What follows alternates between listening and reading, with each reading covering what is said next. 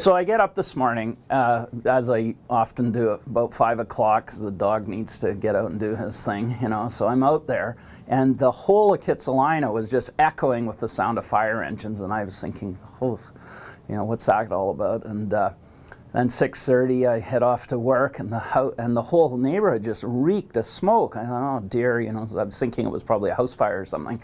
Some families had some tragedy. Flick on NW in the truck on the way in, and what do I hear? Topanga Cafe has burned down, and my heart just sank. A lot of people probably wouldn't know this, but I was like a teenage chef at Topanga back in, way back actually, almost 40 years back. My mom worked with a woman named Judy Zallen, and her husband, Tom, he started that place with his mom, his late mother. Well, Tom's also passed as well at this point. But anyway, they started that place. Tom was a psychologist at Lionsgate Hospital who was kind of going crazy doing that work, and decided they'd come up from California years earlier. And Tom thought, you know, Vancouver doesn't have a really good, authentic kind of California-style Mexican restaurant. Back in those days, this would have been, I was thinking, I haven't had a chance to quickly look into this, but it would have been 79, 80 roughly then.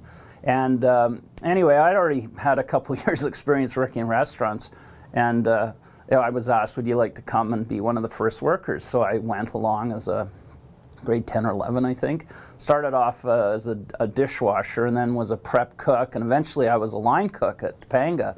So I've had this long history with the place, you know, and also just going there. My family have gone for years. I mean, this is a Kit's institution. It's been there for 40 years, and you know, restaurants, when a restaurant opens, I don't know what the stats are now, but it's something like half or even more of restaurants fail within a year.